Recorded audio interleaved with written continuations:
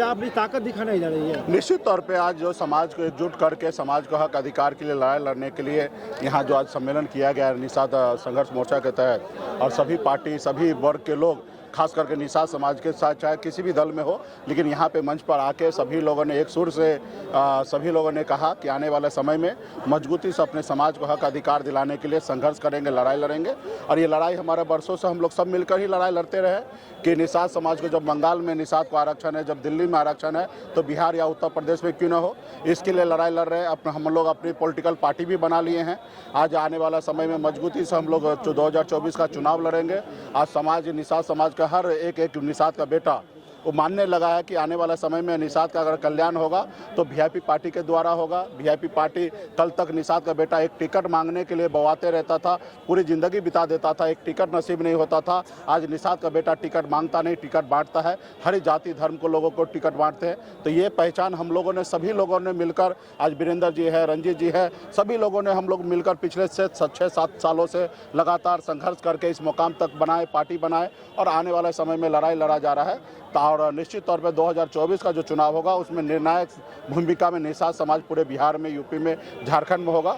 और निश्चित तौर पे जो हम लोगों के नाव पे बैठेगा, जो हम लोग से दोस्ती करेगा, उन जल्दी मंजिल को प्राप्त करेगा, और जो लोग हमारे नाव पे नहीं बैठेगा उनको नुकसान होगा।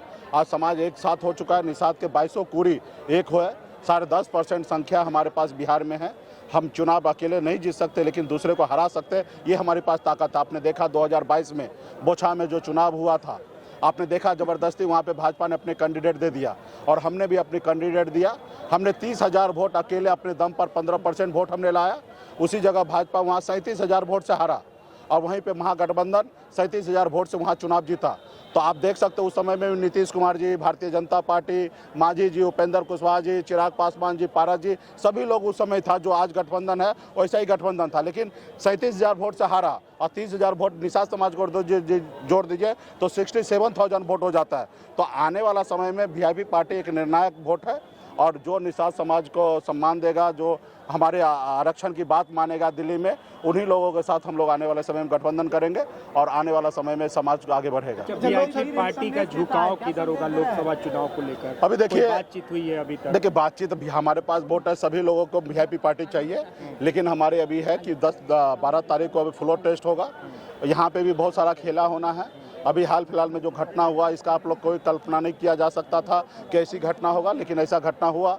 आने वाला समय में 12 तारीख को भी सरकार को बहुमत साबित करना और बहुत कठिन है, क्योंकि आपस में भारतीय जनता पार्टी, जेडीयू आपस में लड़ रहे हैं।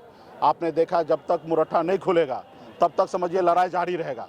मुरट्ठा खुल जाएगा तो हम मानते हैं कि लड़ाई खत्म होगा, लेकिन एक तरफ मुरट्ठा बांध के, और आज भी उनका एक ही संकल्प है, जब तक नीतीश जी को हटाएंगे नहीं तब तक हम चैन से बैठेंगे नहीं। तो लड़ाई बहुत है। अभी 3 तारीख आ जाए, 9 दिन अभी देखिए, फ्लोर टेस्ट तक देखिए कि क्या होता है, और एक बार ये निर्णय होने के बाद वीआईपी पार्टी निर्णय लेगी। वीआईपी अगर किसी गठबंधन के साथ जुड़ती है तो कितनी सीटें आप लोग लेना चाहेंगे? कितनी सीटों की मांग होगी? अभी हम लोग एक विचार से राजनीति करेंगे, और जाहिर सी बात है गठबंधन में होगा तो हमारा इच्छा होगा मैक्सिमम सीट हम लड़े, और लेकिन एक उद्देश्य भी होगा कि हमारा उद्देश्य क्या है। तो हमारा उद्देश्य है निषाद को आरक्षण मिले, युवा को रोजगार मिले, किसान को आय दुगुनी हो, हमारा बिहार आगे बढ़े, बिहार को विशेष राज्य का दर्जा मिले। तो बहुत सारे चीज़ को, पहलू को सोचते हुए हम लोग डिसीजन लेंगे। मैक्सिमम सीट पर लड़ने का कोशिश करेंगे। वो गठबंधन पे, प्लेटफॉर्म पे ये सारी चीज़ तय होता है, लेकिन आने वाला समय में निषाद समाज जो है निर्णायक होगा। अच्छा, ये बताइए कि प्रत्याशी जो है वो स्थानीय मुद्दा रहेगा लोकसभा चुनाव में? देखिए प्रत्याशी कोई भी हर पार्टी के लिए एक चुनौती होता है, और स्थानीय प्रत्याशी जो होता है वो बहुत मजबूत होता है और ज़्यादा काम का होता है, क्योंकि उनको पता होता है कि अगल बगल के क्षेत्र कौन है, कौन बूथ किधर है, कौन पंचायत किधर है। तो स्थानीय कैंडिडेट हर पार्टी के लिए अच्छा होता है, लेकिन कभी कभी ऐसा समीकरण नहीं होता, आपके पास अच्छे कैंडिडेट नहीं है तो आप बाहर से ले आइए। जैसे पिछली बार हमारे पास पार्टी के राष्ट्रीय उपाध्यक्ष था राजभूषण चौधरी, और हमारे पास उतना मजबूत दमखम बलाल, क्योंकि लोकसभा चुनाव तो दमखम से लड़ा जाता है, सिर्फ नाम के लिए नहीं लड़ा जाता है। तो ऐसे फिगर भी होना चाहिए। तो पिछली बार ऐसा हुआ था, नहीं था कैंडिडेट हमारे पास, तो हमने बेगूसराय से लाया था। अभी हम लोग कोशिश करेंगे कि हमारे स्थानीय यहाँ पे जो मजबूत होगा, दमखम लगाएगा, पार्टी पे आस्था विश्वास होगा, पार्टी के साथ चलने वाला होगा, हम लोग चाहेंगे कि उसके ऊपर दाव लगाए और निश्चित तौर पे दाव स्थानीय लोग पे लगाने से पार्टी को हमेशा फायदा होता है, चुनाव जीतने में आसान होता है। तो हमारा भी निर्णय यही होगा कि स्थानीय लोगों को चुनाव लड़ा जाए, लेकिन राजनीति है, कब क्या होगा सारे चीज़ें होता है।